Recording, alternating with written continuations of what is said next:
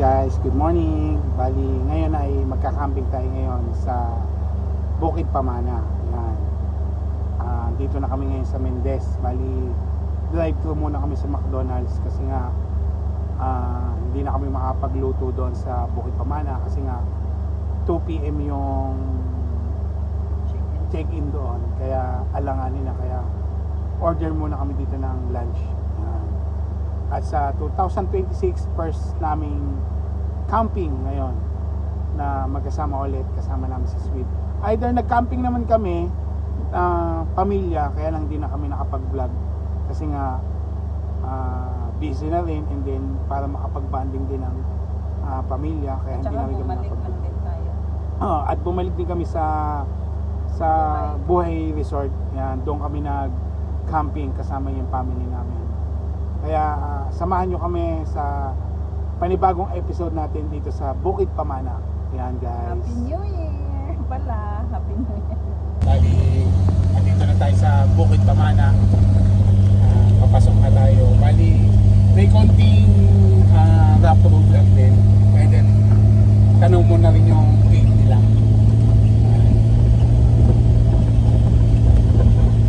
Dito yung sa Barangay Palukpok, Mendez, Cavite. Your destination is on the left. Sarado pa no, kasi wala pang check-in na.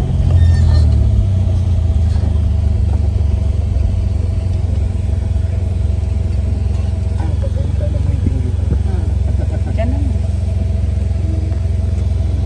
Diyan na lang muna. Hindi. Ano naman? Wala rin. Patayin ko.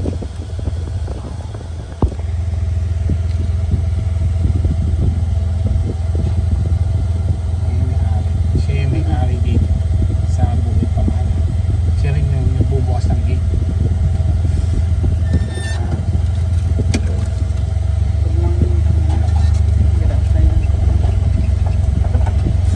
Dapat mo sa...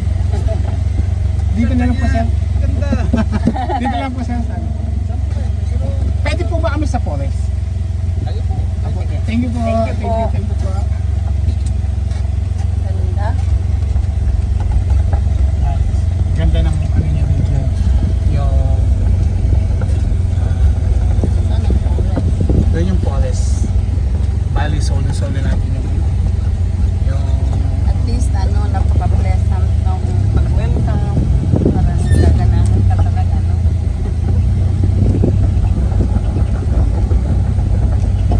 solo-solo yata natin ang camping site.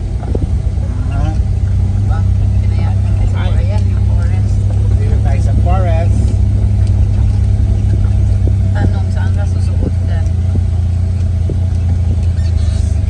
Saan ba sila kipi na ganito? Pumasok sila dito. Dyan. Ano? Oo. Ay, dito lang tayo sa bubunda tayo. Oo, yan. Oo. Basta ba makabukas tayo?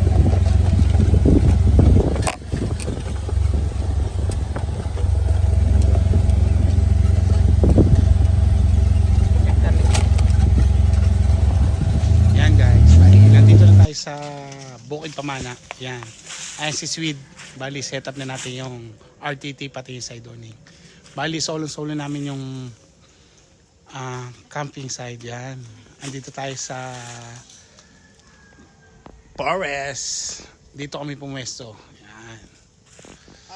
Ganda, solo-solo. Lamig. Sobrang lamig dito.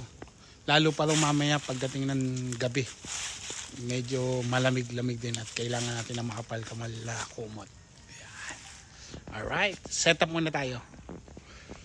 Halina't mag-empake na, tara na kaibigan. Sa bundok at ilog, tayo'y maglalakbay naman. Hangin ang dagat, araw sa dalampasigan. Luzon, Visayas, Mindanao, ating puntahan. JC Miles, tara na't mag-camping. Guys, bali katatapos lang natin mag-set up. Bali, ayan si Swede, ayan yung RTT natin, yung side owning. Ayan guys, bali nandito tayo sa forest dito. Yan, solo namin yung Bukid Pamana. Yan. Alright. Yan guys, bali ikutin natin tong buong campsite. Yan, sama natin si Mrs. Yan. Ganda, oh. Ganda ng ano dito. Tingnan nyo guys, oh. Ganda. Ganda ng mga puno dito. Bali yung pala, yung mga activities dito, yung mga palaruan ng mga bata. Ayan. Ayan, kasama namin si Mocha. Si Mokang makulit. Ayan. Naglaro yung bata.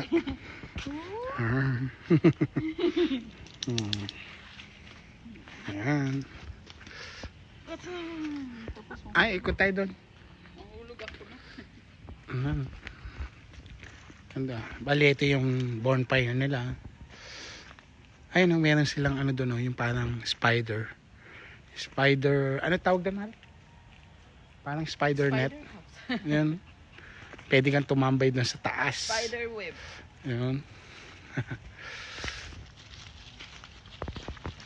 Ikutin natin tong buong venue. Buong campsite. Lamig na dito. Grabe.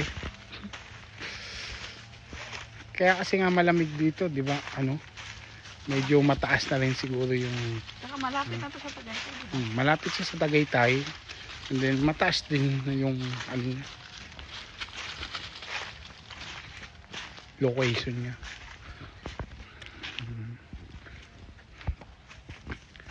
Ayun, meron siyang ano tawag yan? Dragon fruit, no? Pero para siyang cactus. Laki, oh. Bali ito yung nila, yung palaruan nila dito.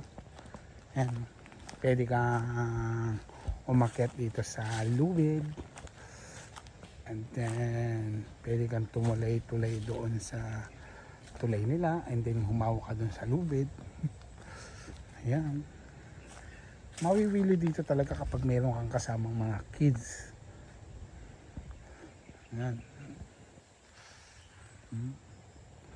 And ayun yung nila, spider wave. Ayan. Akit ka, Mahal. Ayan.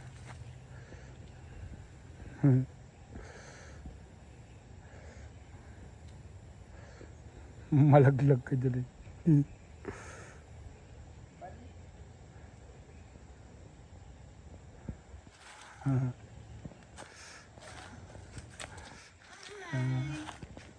Happy New Year! Ganda. Ayun yung bali niyo. Pinauupahan yan. Bali, pinare-rent din nila. Kung wala kayong tent, meron silang kubo. Ayan. Meron pang malaki ang family. Meron mga parang apartment. May ibon pa dito. At saka may ganyan. Ibon. May arwana. Arwana. Dati may alaga ako nito, eh. Saan ba yan? Nangangagat yan? Hindi naman. Ano yan? Parang tukok? Ano yan yung... Lizard? Mm-mm. Hindi, oh.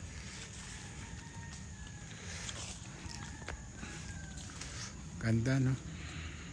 Yan guys, bali pahinga muna tayo dito. Nagkabit ako ngayon ng hammock dito sa dalawang puno. Yan, relax muna tayo dito. Habang si Commander ay nag-aasikaso para sa dinner namin. Yan. Ay, tahimik dito, grabe. Bali kasi kami lang dalawa dito. Laki ng campsite dito, bali kami lang ang dalawa. Kasi nga wala ngang campers ngayon kasi nga Tuesday. Bago yung isang camper umuwi na kanina. Kaya kami lang ang natira dito. Kaya solo namin ngayon. Ang sabi nga ng may-ari ay Friday pa raw magdadatingan ng ibang campers dito. Kaya masosolo namin ngayon. At baka mag-extend pa kami ng isang araw. Bali mag 2 days kami dito. Yan. Yun. Bali yung December nga pala, bali hindi nga kami nakapag-camping. Kasi nga kasagsagan ng kalakasan ng event namin noon. Araw-araw halos may event kami. Kaya hindi kami makasingit para makapag-camping. Nakapag-camping lang kami yung January 2. Kasama ko yung mga pamilya ko, yung mga anak ko. Ayan, banding kami. Pero hindi na kami nakapag-vlog yun kasi nga sa family day, para naman sa pamilya naman at makapag-relax din kami. At banding din ng pamilya. Ngayon lang kami nakapag camping ulit ng solo ni Mrs. Kaya ngayon malamang na malimit na kami ngayong mag-camping ngayon. Mga siguro Wednesday or Friday yan makapag-camping kami. Kasi nga every Sunday, Saturday may mga event din kami. Or depende sa araw na tatapatan ng event namin. Kaya kapag walang event, camping kami. At siguro yung pinaghahandaan namin ni Mrs. yung makapagbaylan kami, go to Mindanao. Kasama namin si Swede. Kaya si Swede ay inaano namin, ano ba tawag doon? Kinukondisyon namin lahat ng pwedeng iayos o ipaayos, pinapaayos namin. Kasi nga medyo malayo-layo din yung takbuhin namin mula Cavite to Mindanao. Yan. O either naman kaya naman talaga naman ng mga multicab na magbiyahe ng ganong kalayo. Pero sa atin naman ay hindi naman natin masyadong pupwersahin yung camper ba natin na dire-diretso tayong magbaylan. Siyempre tigil naman tayo sa bawat spot na magagandang spot sa isang bayan na madadaanan natin. Yan. Libutin natin yung mga magagandang tanawin, pasyalan dito sa Pilipinas. Yung bang nature na talagang mapasabi mong wow, ang ganda ng Pilipinas.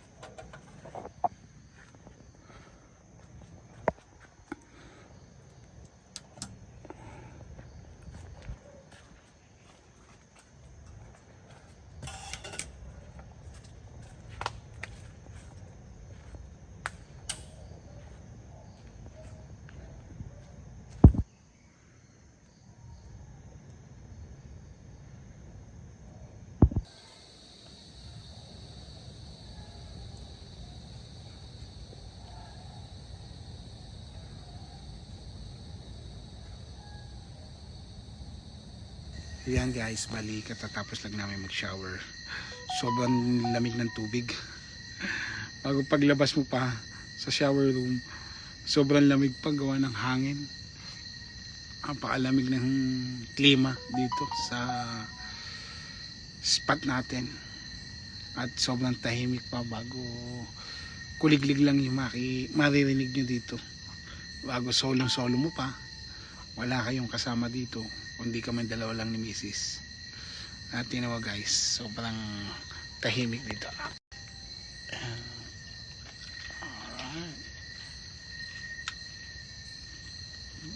Maliwanag naman siya dito, may mga ilaw naman sila dito sa kami side, kaya hindi nakakatakot din pumesto dito sa forest. Ayan si Mrs. Shot ko no. Cheers. Ay, baliktad. Ay, lamig.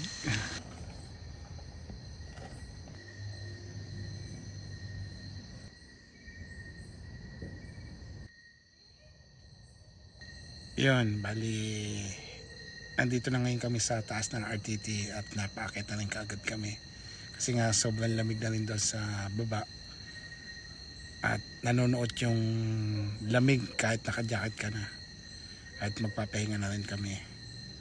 And guys, good night. Kita ulit tayo bukas.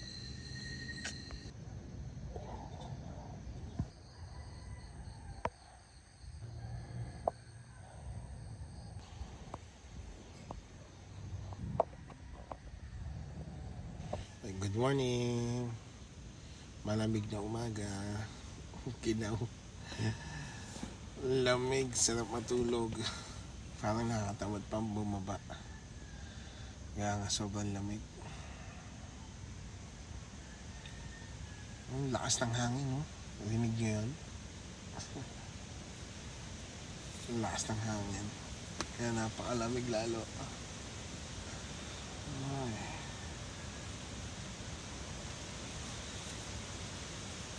Ay, lakas oh. Tingnan nyo guys.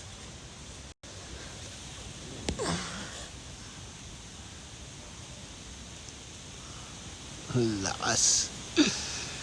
Lamig pa sa labas. Pero baba na tayo. At tayo magkape. At lakad-lakad din tayo sa ano. Sa kapaligiran.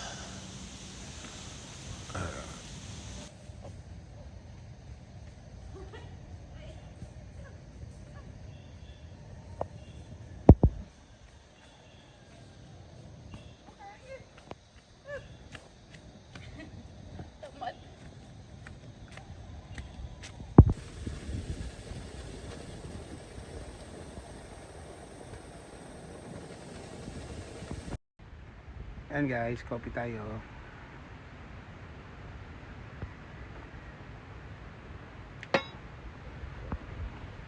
Ay, lamig.